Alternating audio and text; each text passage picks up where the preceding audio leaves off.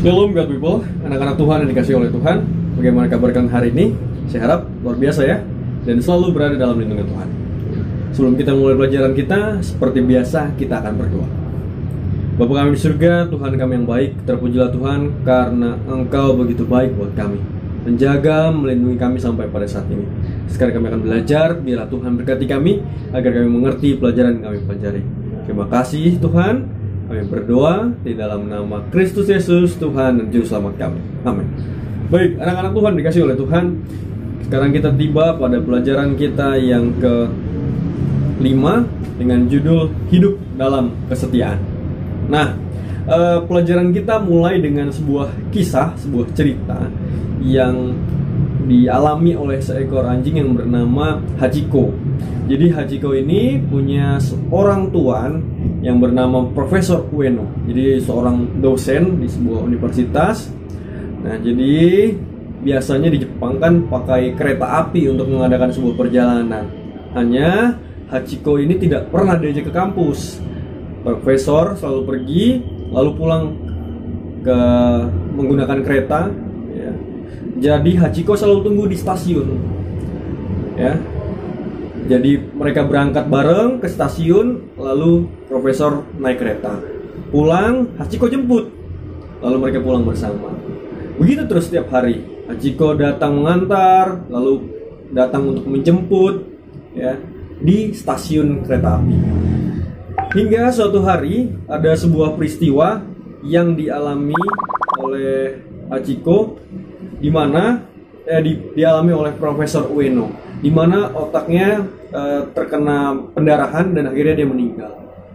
Hachiko nggak tahu kabar itu, sehingga ketika setiap hari dia harus jemput, dia datang ke stasiun untuk menunggu Profesor Ueno, tapi Profesor Ueno tidak datang juga.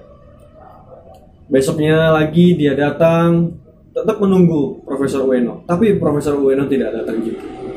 Ya, karena dia tidak tahu bahwa Profesor Ueno sudah meninggal. Nah, akhirnya suatu hari diberitahulah kepada orang-orang bahwa anjing ini, si Hachiko ini menunggu tuannya.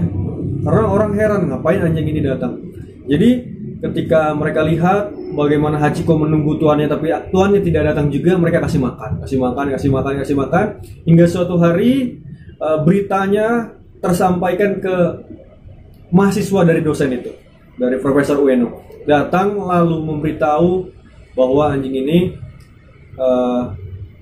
menunggu tuannya yang tidak kunjung datang karena tuannya sudah meninggal.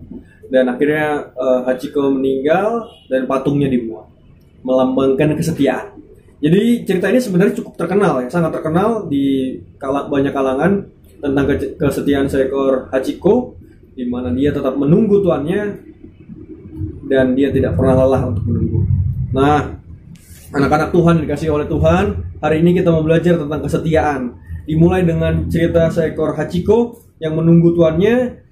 Nah, di dalam Alkitab ada sebuah cerita tentang seorang yang setia ya. Dan saya rasa ceritanya juga cukup terkenal ya, tentang seorang Yakub yang menunggu Rahel. Itu terdapat dalam Kejadian pasal yang ke-29 ya. Kejadian 29 dituliskan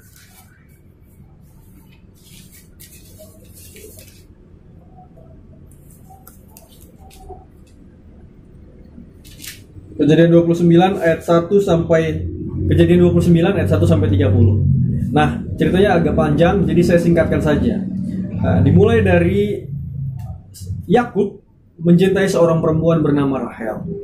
Jadi Rahel ini adalah anak dari seorang bapak yang bernama Laban. Nah, jadi ketika dia mencintai Rahel, dia katakan bahwa ia ingin menikahi Rahel. Nah, tapi Laban menganggap bahwa Yakub ini harus melakukan sesuatu supaya mendapatkan Rahel. Ya udah kalau gitu kamu kerja, kamu jaga kambing domba saya. Kalau ada yang bintik-bintik itu buat kamu selama 7 tahun supaya kamu bisa mendapatkan Rahel. Dikerjakan dengan sungguh-sungguh. Di ayat yang 20. Jadi bekerjalah Yakub 7 tahun lamanya untuk mendapat Rahel itu. Tetapi yang 7 tahun itu dianggapnya seperti beberapa hari saja karena cintanya kepada Rahel. Menunggu seorang perempuan yang dicintai. Ya, saya rasa ketika seorang memang benar-benar mencintai, maka menunggu berapa lama pun tidak masalah. Ya. Kalau di UNAI, ya, Universitas Advent Indonesia, atau mungkin sekolah-sekolah berasrama lainnya, biasanya kan ada dining namanya ya, untuk makan bersama. Ya. Kalau orang yang sudah punya pacar, biasanya dia akan tunggu di depan asrama pacarnya. Tapi kebiasaan perempuan itu selalu lama. Kalau mungkin dandan, tapi sebenarnya tidak ada perubahan apa-apa.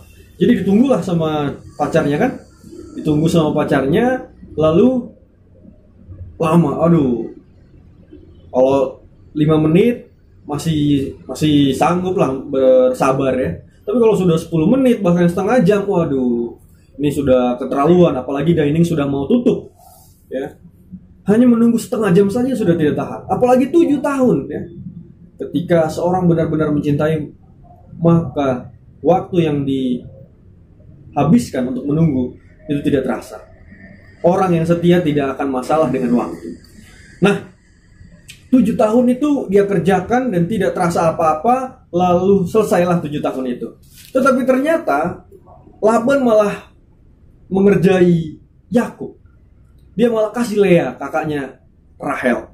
Dikasih kakaknya, kenapa? Karena nggak wajar menikahkan adiknya dulu baru kakaknya. Wah, tertipulah Yakub. Dia maunya Rahel, tapi malah kasih Lea. Akhirnya dibuat perjanjian lagi, sudah, kalau begitu kamu kerja lagi 7 tahun, maka saya akan berikan Rahel kepada kamu. Berarti kalau dihitung 7 tambah 7 sama dengan 14 tahun dia menunggu Rahel. Dan dia rasa itu waktu yang sebentar. Ya. Dan di ayat 28, maka Yakub berbuat demikian. Ia menggenapi 7 hari perkawinannya dengan Lea. Kemudian Laban memberikan kepadanya Rahel, anaknya itu menjadi istrinya ya. 14 tahun menunggu. Sebuah kesetiaan yang perlu kita teladani. Menunggu seorang yang dicintai. Nah, sekarang kita lihat sebuah ayat mengenai kesetiaan Yesus kesetiaan Tuhan kepada manusia. Yohanes 3 ayat 16 ya. Karena begitu besar kasih Allah akan dunia ini, sehingga ia telah mengaruniakan anaknya yang tunggal, supaya setiap orang yang percaya kepadanya tidak binasa, melainkan beroleh hidup yang kekal. Ada kesetiaan yang Yesus berikan kepada kita. Dia tetap setia meskipun kita tidak setia. Ya, Yesus datang untuk menebus kita dari dosa-dosa kita. Padahal kita adalah orang-orang yang tidak layak untuk ditebus, tetapi Yesus tetap setia terhadap ciptaannya, terhadap kita, dan dia mau mati buat kita. Sebenarnya bisa saja dia abaikan kita manusia, lalu tidak mau mati di kayu salib, tapi dia mau mati di kayu salib. Nah, lalu bagaimana kita membuktikan kesetiaan kita kepada Yesus? Ya, Matius 28 ayat 19 sampai 20.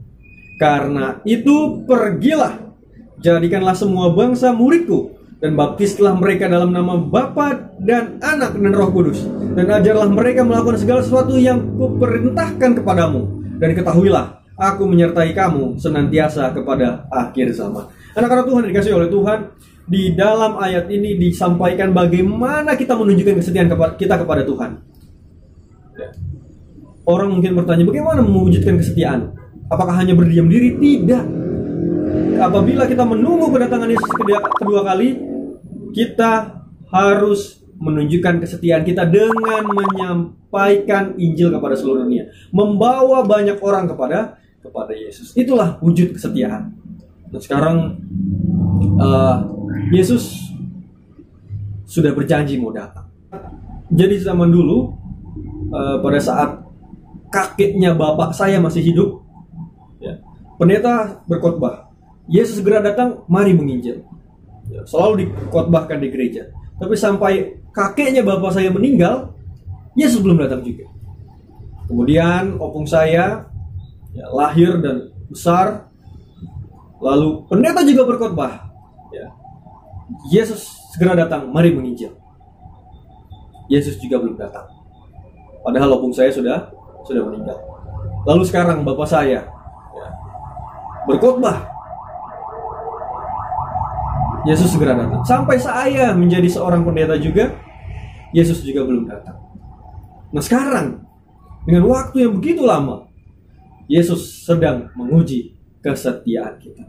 Nah sekarang kita, apakah kita mau tetap setia kepada Yesus dengan mengikuti teladannya, yaitu menyampaikan Injil kepada seluruh dunia agar semua orang tahu tentang Yesus. Oleh karena itu, marilah kita tetap setia di dalam kehidupan kita. Kita akan tutup pelajaran kita, tapi ingat, catat, lalu kirimkan ke Google Classroom. Kita berdoa.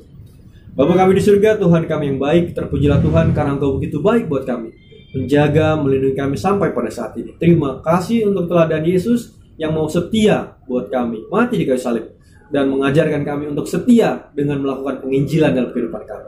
Terima kasih Yesus karena Engkau begitu baik buat kami, yang akan mengajari kami dan membuat kami melakukannya dalam kehidupan kami. Terima kasih Tuhan, kami berdoa di dalam nama Kristus Yesus, Tuhan dan Juru Selamat kami. Amin. Baik, sampai di sini pelajaran kita. Tuhan Yesus memberkati.